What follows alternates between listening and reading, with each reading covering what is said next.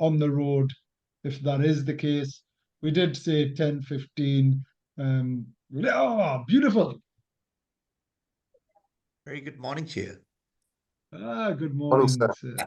Am I audible? You are, yes. Let me Excellent. rename you as well. So Thank you. I will sort that out.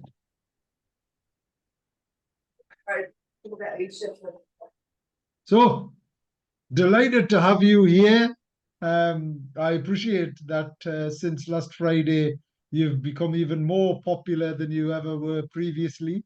And we're not the first to be having this type of conversation. In fact, there was some wonderful interviews done last Friday, but we're delighted to have you here on Spice FM. So let's kick off, if we can, with who you are, what do you do? I know we've already explained to our listeners, and then we're going to come on to this amazing appointment that is not just transformative for our region, but the whole of England.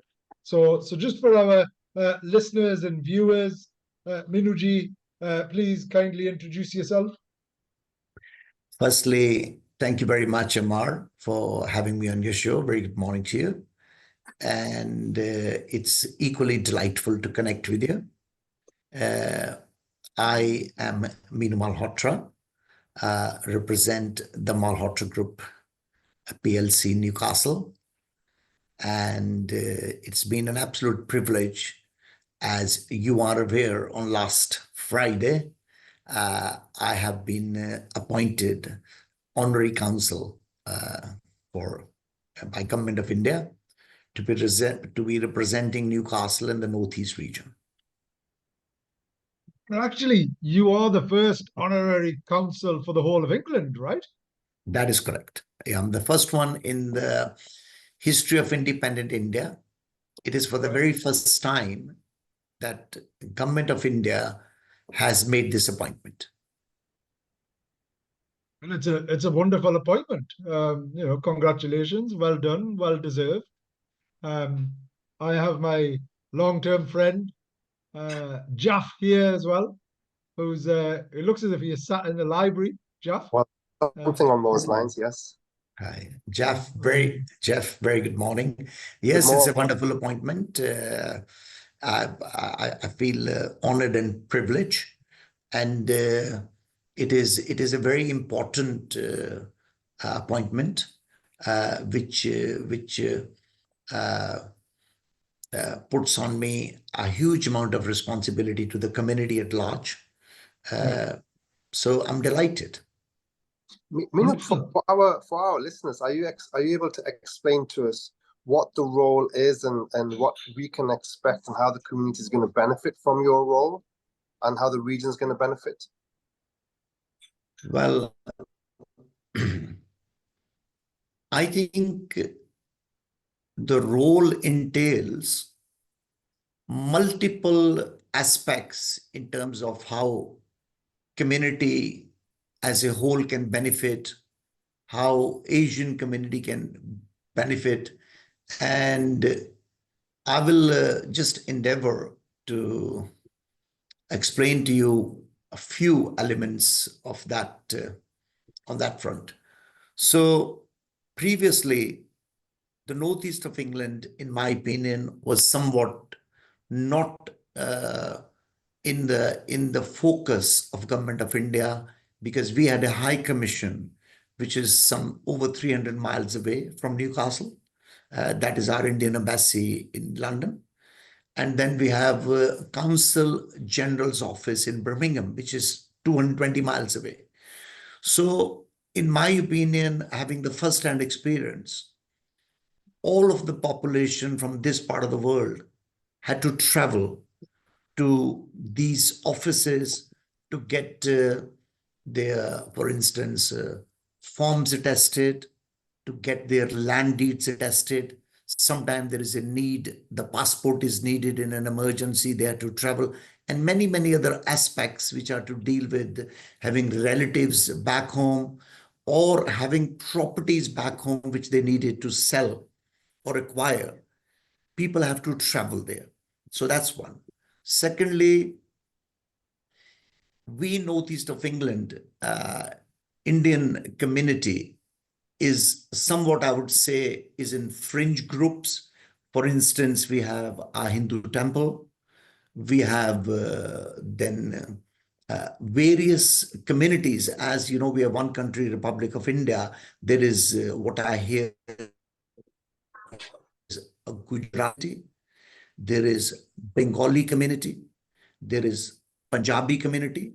Then they say, oh, well, this community is from south of England, south of India, beg your pardon. And my remit would be to bring them under one ambit. So we have a collective representation and we are a force and we do everything collectively. And that, I think, is one of my first initiation that I'd like to meet the community leaders. There has to be oneness and a collective measure by which everybody derives benefit. They have one voice. And when you have one voice, one is counted as well. And that is something that I'm looking forward to be meeting these people and function with them collectively. And whatever the Consulate of India offices in Newcastle could do for them will always be there.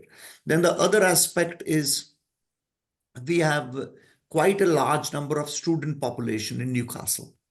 And previously, they did not have any place which is official where they can tap. There could be an emergency back home. There could be an emergency here. So the relatives needs to tap with their children. So that, I think, is something very wonderful for all the young people, those who come here to study. Similarly, we have a lot of people, those who are to deal with the immigration, they settle here. So again, they didn't know where to go. And I can go on and on and on. So my role would be to not only find the common synergies in trade route, but to have cultural links, promote tourism, people to people connect within the community and also with the broad range, connecting them with India. So why don't I pause here and hand it back to you? I can go on. There is whole lot of measures which needs to be undertaken. Wonderful.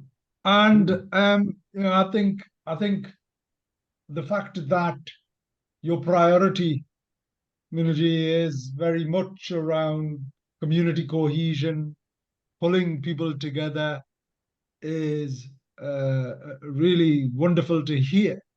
Because you're absolutely right. Historically, Yes. communities have been disparate, have been divided, Yeah. is what they have. The other part is platforming, showcasing our Northeast.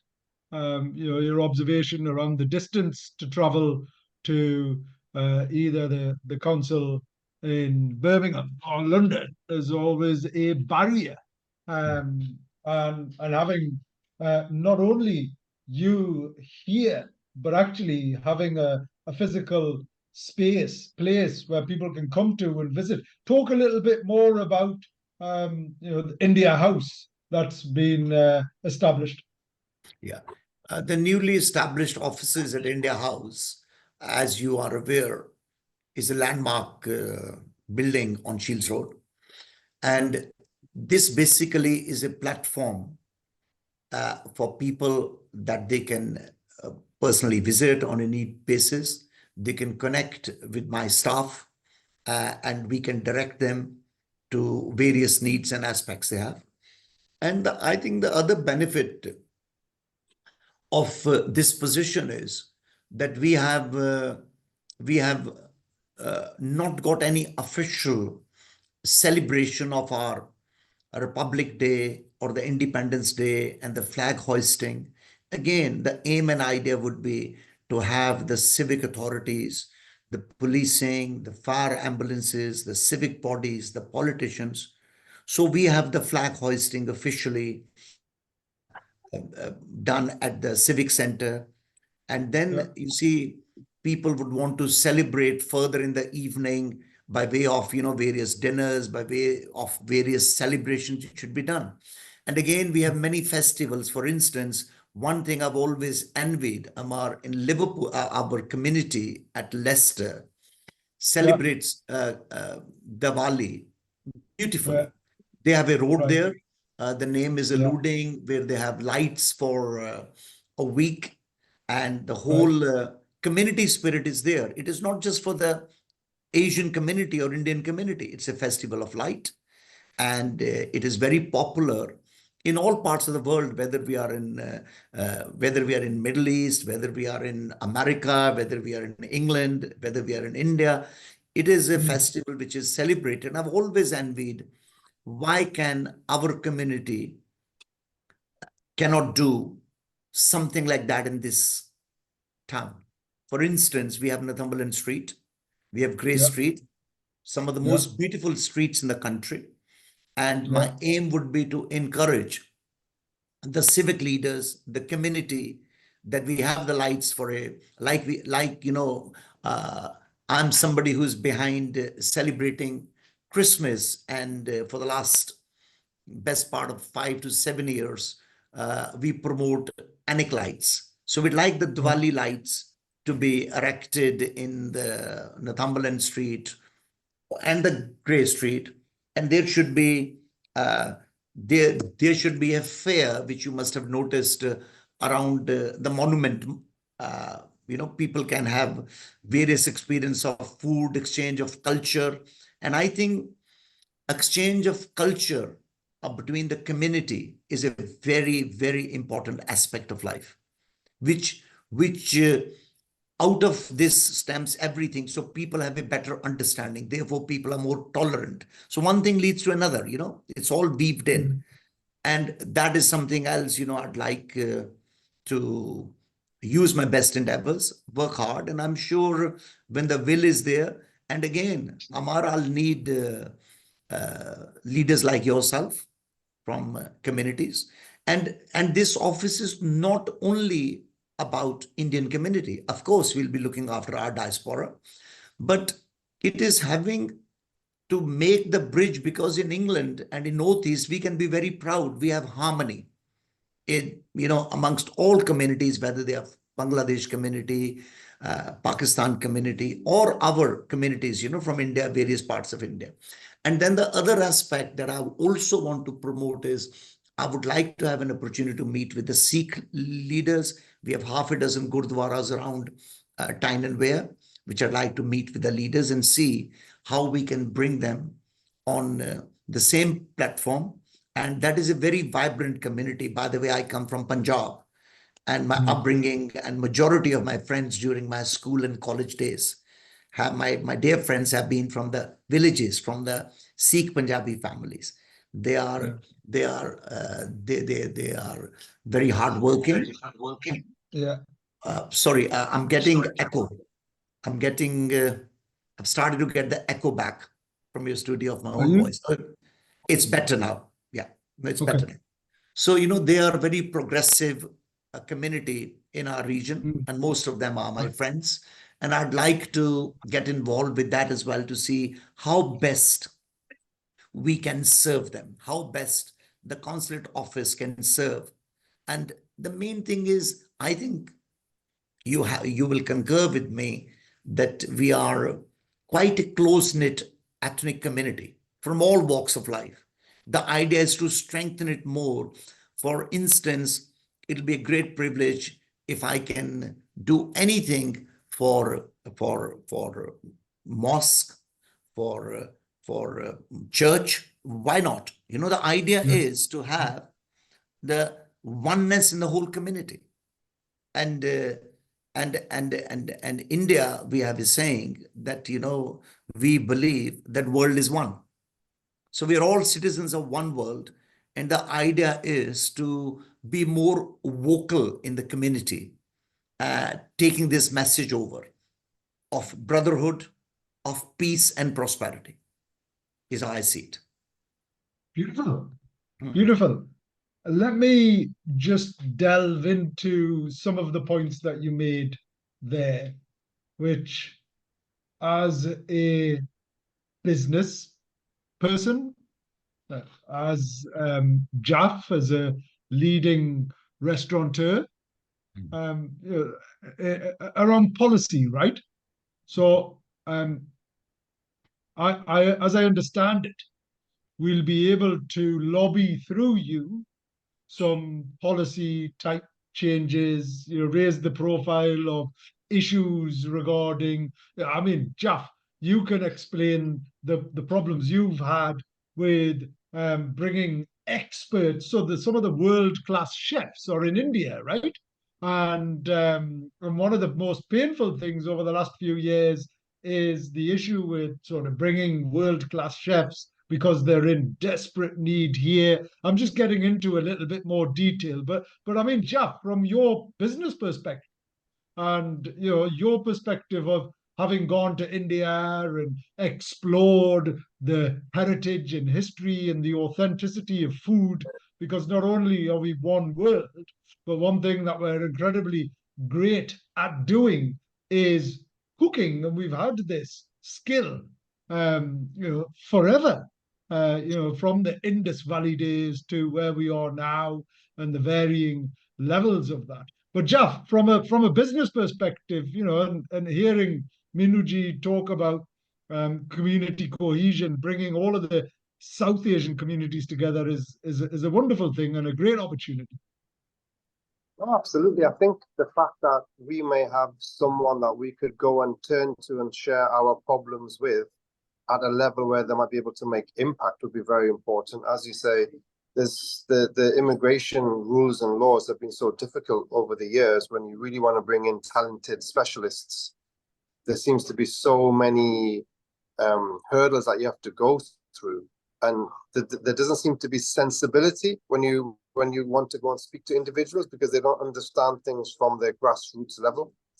So I think having a medium such as this will hopefully help businesses like ours to be able to share our concerns and things that may make our businesses easier, but ultimately that would make the economy, the local economies, a lot more fruitful if we're able to bring in skilled individuals. And I know there's a big issue reference immigration, but my firm belief is if you're bringing in experts in the field in class to come and benefit your local economies, then that should be encouraged. And I think, I don't know if they're putting things under one category, but the word is from the grassroots that even the recent law changes is making things a lot more challenging to be able to bring in talented individuals that really want to come into the UK and could make that difference. Yeah, and very briefly there, Jeff, we'll come back to Minuji, but it's not just about expert skills. Our economy here in the Northeast is incredibly dependent upon students, as Minuji's already highlighted, right? They bring millions of pounds worth of spend, both into the universities and into the communities and into the economy. But also they then contribute more broadly to the cultural richness of our region. So I suppose it's not about an individual case, it's about a collective case, Minuji, isn't it? Making that through you? Absolutely. I think there is multiple things that Jas has touched and you have. You see, community work for me is nothing new. I have for the last 3 decades. Wherever and whenever I've had an opportunity to assist somebody in my own capacity, I have, this is something, I've done. And I think taking this office and the position which has been given to me makes the process more easier, and it gives me the platform to assist people more in an effective manner. So talking about the education institutions, the health services, the hospitals, we in Northeast of England are blessed to have some of the best universities in the country. Similarly, the hospital units we have are second to none in the country.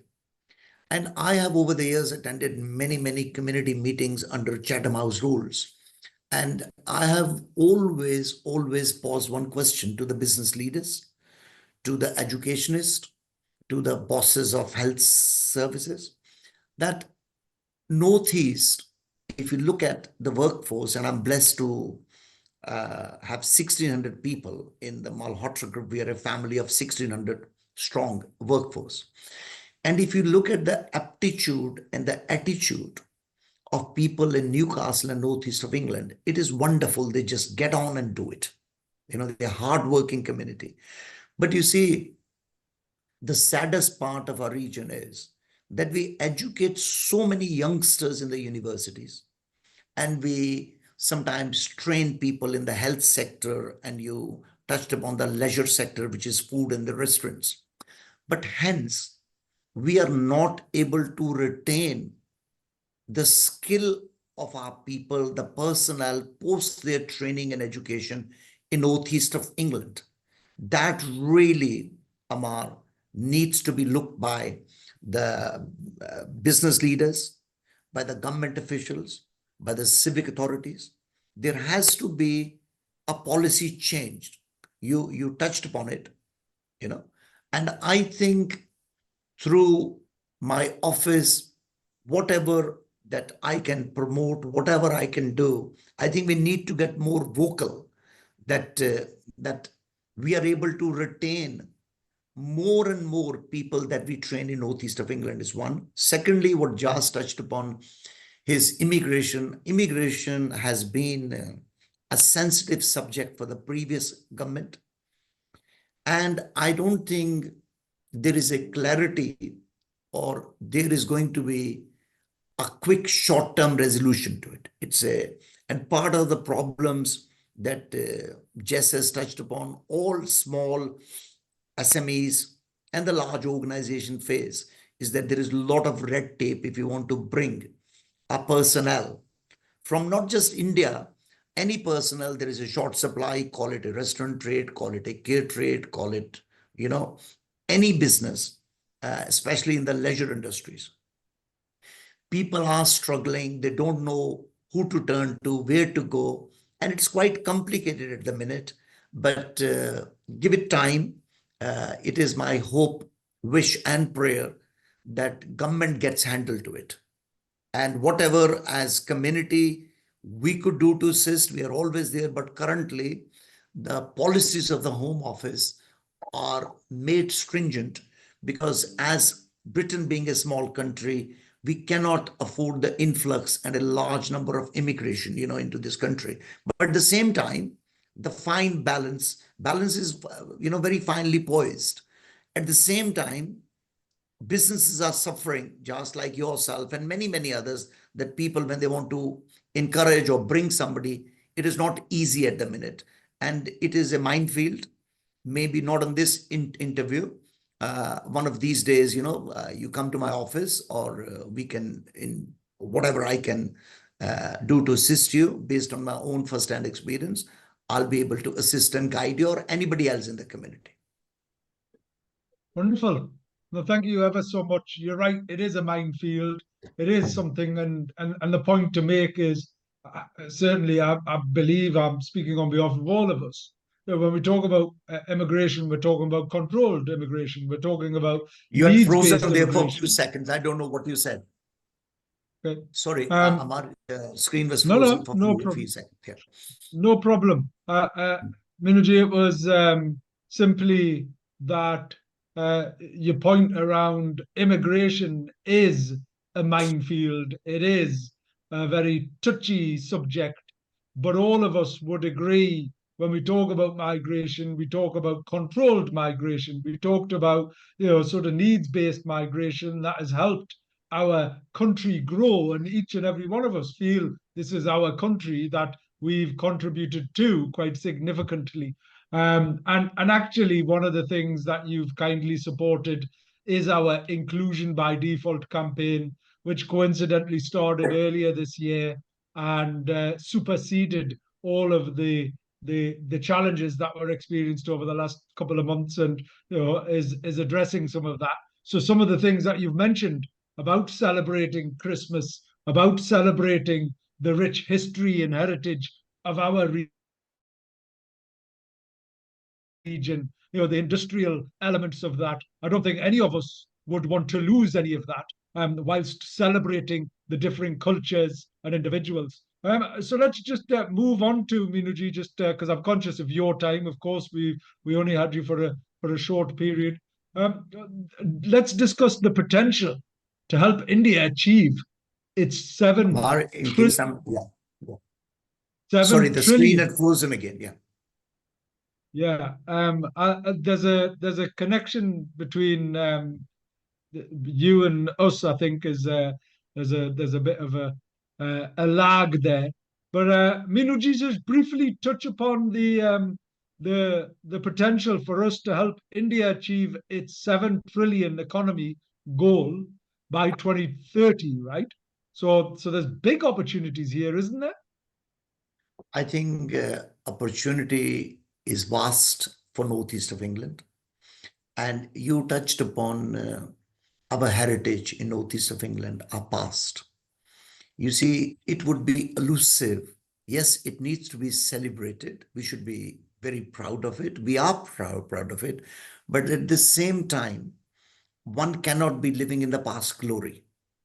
It is high time we as a nation in England wake up and recognize the fact that wherever opportunity lends itself, we got to grasp it with both our hands. Now, coming to India, I think there are tremendous synergies in northeast of England and India, and no country, no region can ignore the fastest growing economy in the world. Now, we have some very natural synergies, and that is India is very keen on IT partnerships. They want semiconductor plants. India is investing a lot in the infrastructure in green energy. India is investing a lot in pharmaceuticals. And India is investing a lot in engineering. And all, I have touched these 4 industries because we are very strong for all of that. So country like India, we are quite a diverse society, and that actually is our strength back home. So I haven't got the recent statistics with me at the minute, but we are the second largest investors in terms of investment into England, Britain. So we are waiting for a long time. I don't know the reason. It's beyond me to understand. For the last 2.5 years, we have been talking about formalizing the trade treaty between India and England. So I think there should be a greater emphasis given by the dispensation of the current government. It should be formalized. And the Northeast,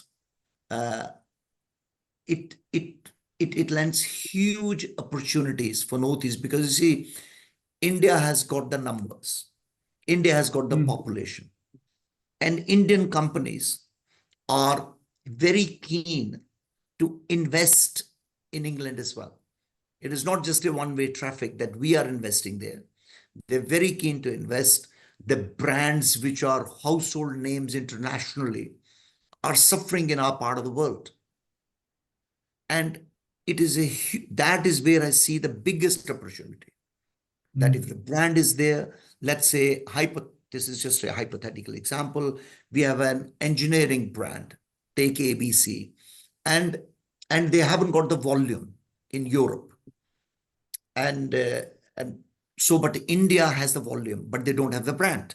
So there lies a natural synergy. India would invest because we believe in being self-sufficient, and our PM has raised a slogan of self-sufficient India. And yes, we want it to be by 2030 a $7 trillion economy. Now, we currently are at 3 point something. I think we're halfway. I think we are at about 3.5 plus, 3.5 trillion plus. So imagine in 7 years, we are creating another India in India. So it is, so we are very keen as a nation. But for me, when I use the term, firstly, I was wearing the Indian hat. I am proud and privileged to be a British citizen. This has been my home for 45 years. I'm a very proud, uh, uh, well, I'm not quite Geordie, but a resident of Northeast of England. And this Yeah. country has accorded me for 45 years lot of pride and fulfillment in what I have done. And I am wearing both hats, equally keen where I can help this region because it is my region, it's my home. And so it is a unique, a wonderful position and opportunity I have. Let's hope I'm able to do justice, and through your radio station, or are you radio? You're a FM, Spice FM is a radio.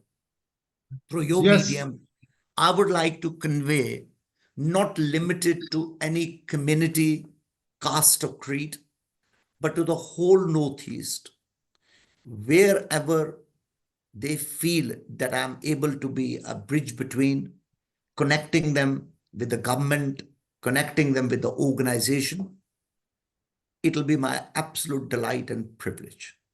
So I think the opportunity is very, very big, and India also needs Northeast of England equally. It's not that, but I think we need India more, because in the globalized world, it is clearly to be seen as to there is a shift of position in the world standing, and we mustn't, in Northeast of England, miss our opportunity. And it is delightful. Honestly, I cannot thank Indian government enough. I had the opportunity to meet His Excellency the High Commission last year when he visited the Northeast of England. Ammar, you were part of that group, and you very kindly had organized few meetings, and they recognized that they need to warm up the relationship here. As a result, has come my appointment. So you can see the serious intent, and you can see the willingness on part of India that they want Northeast of England to be inclusive in their growth. And at the same time, it is an opportunity for us not to miss the boat. Wonderful. We're on that boat with you, very much so. And an absolute pleasure, Meenuji. I think we're firmly integrated into your endeavors, your ambition, and we'll do everything we can to help you realize that. Equally, as a Punjabi by heritage, so I am a very proud Geordie, having been born on the banks of the Tyne. But my parents are from Jalandhar, and Punjabi, and I love being a Punjabi as well. It's a beautiful language. So there's no doubt about the synergy that exists between Punjabiness, broader, wider India, the South Asian subcontinent, and the Northeast. Thank you for leading the way. We're looking forward to supporting you however we can, and helping us realize that ambition. Well, thank you very much, Ammar, for having me on your show. And I would just make the final comment. You see, the idea from here on is, yes, we are various communities. Indeed, we are very proud Punjabis. But at the same time, we need to promote the language of love. Language of love, language of unity, language of community spirit is the mantra moving forward, how I see it. We got to overcome that. And thank you very much. And hopefully it is the first time and not the last. We'll surely connect, and be nice to see you in the office for a cup of tea. It's been some time. Thank you very much, Jas. And thank you very much, Ammar. You have a wonderful day. God bless. Bye for now. Thank you. Thank Bye-bye. you. All Thanks. the best. Bye-bye. Bye-bye. There we have it. Wow. Meenu Malhotra, Consul General Honorary of India. It's great. That was Wasn't it, chap? so insightful, wasn't it? I think what what they're doing with this appointment, Ammar. Obviously, it's not to any indifference, I guess, to what we set out to do, although on a very, very small scale. But now